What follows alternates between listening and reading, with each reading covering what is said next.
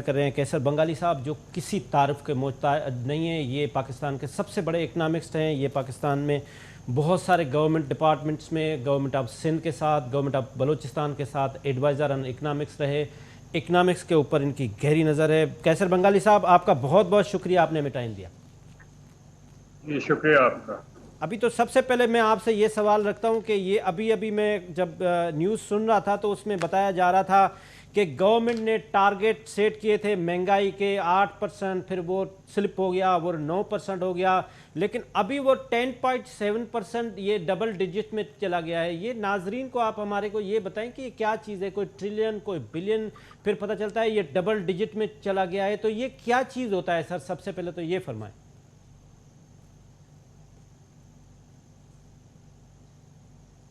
یہ گورنمنٹ کے جو اعداد و شمار ہے اس پہ کوئی سنجیدگی سے آج کل کام نہیں ہو رہا. وہ ہر نمبر جو ہے وہ ریوائز کرتے رہتے ہیں. یہ اب ہمیں جو بجٹ پیش کیا ہے انہوں نے پارلیمنٹ میں، اور کل انہوں نے پاس بھی کیا وہ بجٹ، ہمیں کوئی تعجب نہیں ہونی چاہیے کہ اس کے نمبرز بھی آنے والے دنوں میں بدل جائیں. یہ رائٹ سر. حکومت کا جو نظام ہے وہ انتہائی کمزور ہو گیا ہے اور ان پروفیشنل طریقے سے چیزوں کو ہینڈل کیا جا رہا ہے. رائٹ. اچھا، اب یہ بتائیں سر کہ اس وقت جو گورنمنٹ نے بجٹ پیش کیا ہے تو آپ کو اس کے اندر کوئی ایسی پازیٹیو، اگر ہم کرٹیسزم پہ نہ جائیں، پہلے آپ یہ فرمائیں کہ اس میں کوئی اچھی بات جو عوام کے لیے خوشخبری ہو. میرا خیال ہے اس کا پازیٹیو جواب دینا مشکل ہے. اس بجٹ کی دو بنیادی چیزیں ہیں. ایک یہ ہے کہ معیشت سے زیادہ ٹیکس ریونیو حاصل کرنا ہے. انہوں نے 27% گروتھ کا ٹارگٹ رکھا ہے. ان حالات میں جب معیشت بالکل بیٹھی ہوئی ہے، 27% ٹیکس گروتھ تو ناممکن ہے، سوائے اس کے کہ یہ زبردستی لوگوں کی جیب میں ہاتھ ڈال کے پیسے نکالیں.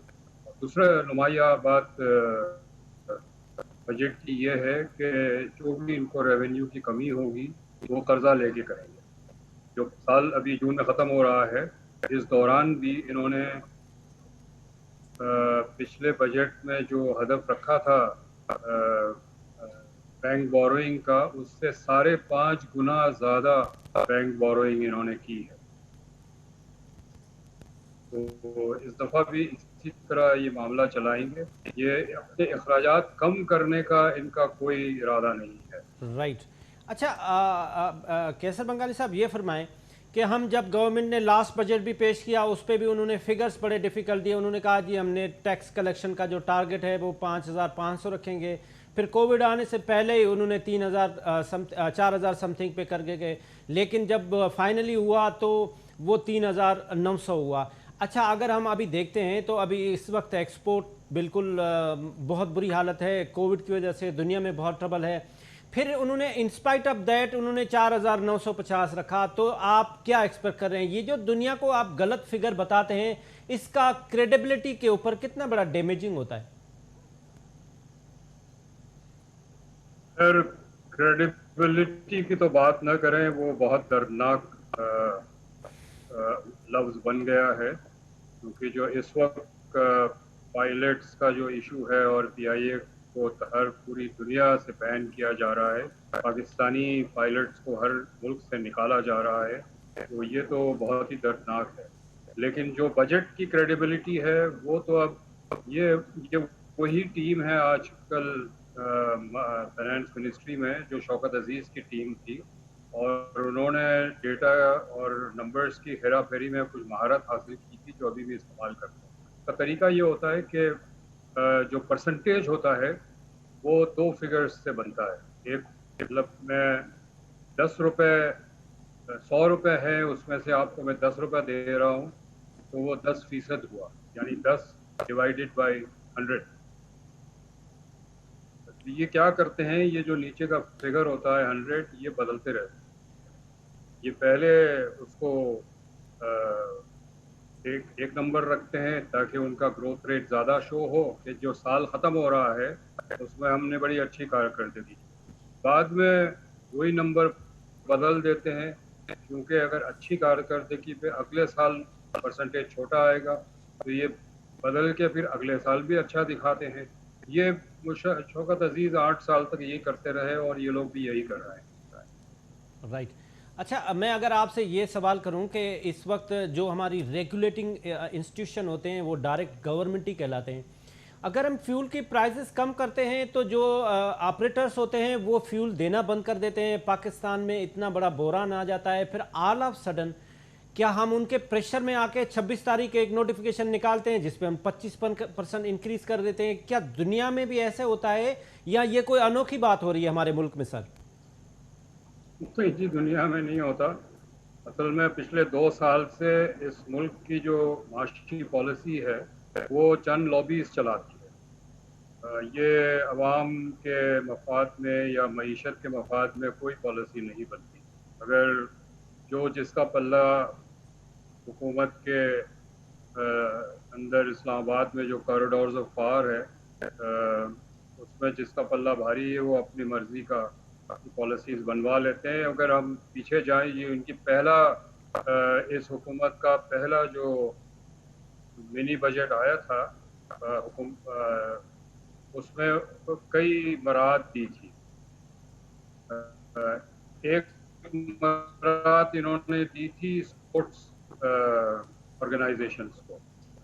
تو ہم یہ سوچ رہے تھے کہ اس کی کیا ارجنسی تھی کہ جو اسپورٹس رن کرتے ہیں اس کو مراعات دینے کی کیا ضرورت ہے. وہ بعد میں پتہ چلا کہ وہ جہانگیر ترین کی بیٹے کا ایک آرگنائزیشن ہے, اس کو انہوں نے دے دیا. تو یہ پہلے دن سے لابیز جو ہیں, مافیاز جو ہیں, یہ اپنی مرضی کی پالیسیز بنواتے ہیں. یہ جو ان کا کنسٹرکشن انڈسٹری کا بھی جو پیکیج آیا ہے وہ بھی صرف جو پراپرٹی ڈیلرز ہیں اور جو بلڈرز ہیں ان کو فائدہ پہنچانے کے لیے آیا تھا. اس سے کوئی اس وقت بھی توقع نہیں تھی کہ کنسٹرکشن میں کام بڑھے گا اور مزدوروں کو نوکری ملے گی. اور ہم اتنے عرصے میں دیکھ بھی رہے ہیں کہ کہیں کوئی کنسٹرکشن کا پک اپ نہیں ہوا ہے اور وہ جو مزدوروں کے نوکری کی بات تھی وہ روزگار بھی ان کو اس وقت تک نہیں مل رہا ہے. رائٹ. اچھا ایک میں آپ سے گزارش کر لوں کہ وزیر اعظم صاحب نے کل ہاؤس میں آ کے کنٹینیوسلی انہوں نے 2 دن آ کے ہاؤس میں خطاب کیا. انہوں نے بتایا کہ باقی چیزوں میں اگر میری ناکامی ہے بھی صحیح تو کوئی مسئلہ نہیں ہے, میں اس کو امپروو کر لوں گا, لیکن میں ایک چیز پہ ووٹ لے کے آیا تھا کہ میں نے اکاؤنٹیبلٹی بہت سخت قسم کی کرنی ہے اور وہ میں کر رہا ہوں. تو یہ جو شوگر وہ رپورٹ آئی, یہ جو ویٹ کی رپورٹ آئی, پھر یہ جہانگیر ترین صاحب باہر چلے گئے, کیا یہ اکاؤنٹیبلٹی اس کو کہتے ہیں؟ شوگر کی جو ایکسپورٹ کا آرڈر اور ریبیٹ دینے کا آرڈر یہ انہی کی حکومت نے دیا ہے. وہ کہتے ہیں کہ پرائم منسٹر نے ہی اپروول دی تھی ایکسپورٹ کرنے کی. اگر پرائم منسٹر نے دی ہے تو پھر سخت اکاؤنٹیبلٹی کریں, اپنے آپ سے شروع کریں. اور اگر انہی کے کسی کیبنٹ کے منسٹر یا ایڈوائزر نے کی ہے تو وہاں سے شروع کریں, اور اگر چیف منسٹر پنجاب نے کی ہے تو ادھر سے شروع کریں. یہ 3 پوزیشنز ہیں جو ذمہ دار ہو سکتے ہیں شوگر اسکینڈل کے. یا تو پرائم منسٹر ہے, یا ایڈوائزر فائنینس ہے, یا چیف منسٹر پنجاب ہے. یہ 3 میں سے ایک پہ تو اکاؤنٹیبلٹی شروع کریں نا. رائٹ. اچھا کل وزیر اعظم صاحب نے ایک بات کہی کہ -1 جو فارمولے جس کے اوپر ڈسکشن ہو رہی ہے وہ اپلیکیبل نہیں ہوگا کیونکہ میرے بعد جو میرے اسٹرانگ کینڈیڈیٹس ہیں وہ آپ لوگوں کو جینا نہیں دیں گے, اپوزیشن کو. تو یہ -1 فارمولہ کوئی انڈر ڈسکشن ہے سر؟ مجھے تو نہیں پتا انڈر ڈسکشن ہے یا نہیں, لیکن اگر ہے ہو بھی جائے تو کوئی فرق نہیں پڑے گا. اس ملک میں اس وقت جو سیاسی ڈھانچہ ہے, معاشی ڈھانچہ ہے, وہ عمران خان وزیر اعظم ہے یا خان عمران وزیر اعظم ہے, کوئی فرق نہیں پڑتا. جب تک بنیادی تبدیلیاں نہیں ہوتی اور جو بجٹ کا اور وسائل کی تقسیم کا جو ڈھانچہ ہے اور نان ڈیولپمنٹ ایکسپینڈیچر جو ہے غیر ترقیاتی اخراجات, اس میں ایک بہت भारी कमी नहीं होती है तब तक मईशत संभलेगी नहीं और अवाम इसकी कीमत अदा करते रहेंगे। राइट सर, आप एक्सपर्ट हैं और एक्सपर्ट थे, आपने बहुत ज़्यादा लिखा भी उसके। एक पिछले दौरे गवर्नमेंट में हमारे लिए एक ही जो है वो रोशनी की लाइट होती थी, जिसको हम कहते थे कि भाई सी पैक बस दुनिया का चेंजर है। आप उस वक्त भी कहते थे कि ये सी pack is not game changer, it's game over. तो क्या सी पैक आपके कहने के मुताबिक ओवर हो गया? पहली बात तो ये कि ये कभी नहीं समझना चाहिए कि कोई एक चीज़ हमारी किस्मत बदल देगा। जो लोगों के मामलात होते हैं अवाम के और मुल्कों के, में कई बहुत सारी चीज़ें होती है जो मिल के तरक्की देती है। ये कोई ऐसा कोई कैप्सूल नहीं है कि एक गोली मैंने खाई और सेहतमंद हो गया, ऐसा नहीं होता। तो ये तवक्को ही गलत है। जहाँ तक सी पैक की बात है, ये बहुत फ़ायदेमंद हो सकता है। मैं हमेशा कहता हूँ पाकिस्तान की इकोनॉमिक जोग्राफी ये बदल सकता है, लेकिन इसको हमें सही तरीके से इम्प्लीमेंट करना है। जिस तरह अभी इम्प्लीमेंट हो रहा है उसमें ये है कि हमारी तरफ से कोई न तो रिसर्च है, न इसकी हम सही फिजिबिलिटी बना रहे हैं चीज़ों की, वो सारा चाइना सेंट्रिक है। मैं ये नहीं कहता कि चाइना हमारा दोस्त नहीं है, चाइना हमारा दोस्त है, चाइना की दोस्ती हमारे लिए बहुत अहम है। लेकिन जब आप एक प्रोजेक्ट पे दस्तखत कर देंगे पाकिस्तान के मफाद को मद्देनज़र रखते हुए या न रखते हुए, तो फिर उसकी कीमत तो हमें अदा करनी पड़ेगी। हमने ग्वादर पोर्ट का जो रेवेन्यू शेयरिंग फार्मूला है जिस पे हमने दस्तखत किया है, उसमें हमारा हिस्सा सिर्फ 9% है। तो अगर इसी तरह हम सीपैक को चलाते रहें तो फिर तो सीपैक पाकिस्तान को फ़ायदा नहीं देगा।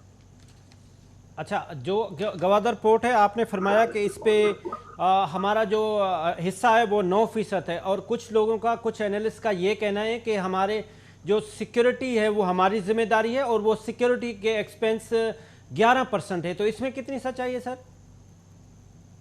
ये तो सही है कि सिक्योरिटी हमारे ज़िम्मे है और उसके अखराजात भी हम करते हैं, लेकिन ये जो आमदनी हमें होगी 9% की ग्वादर पोर्ट से, तो सिक्योरिटी के अखराजात उस आमदनी से कम होंगे या ज़्यादा होंगे, वो तो अगर आदाद व शुमार पब्लिक किए जाते हैं तभी तो पता चलेगा। इस वक्त तो हमें नहीं पता है कि सिक्योरिटी पे कितने अखराजात हो रहे हैं।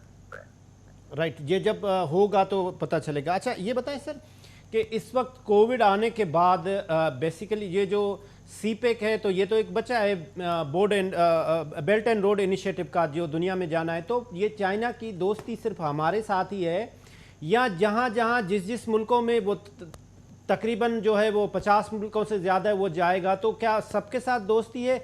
और ये बेल्ट एंड रोड का क्या फ्यूचर है कोविड में? कोविड तो पूरी दुनिया की मईशत और हर मुल्क की मईशत को असर करेगा, लेकिन जिनकी मईशत मजबूत है वो सह सकते हैं इसको। चाइना एक मुल्क है जिसकी बड़ी मजबूत मईशत है। अगर इनको एक भारी कीमत भी अदा करनी पड़ी कोविड के बाद हवाले से, इसके बाद भी ये खड़े होंगे, इनकी मईशत बैठेगी नहीं।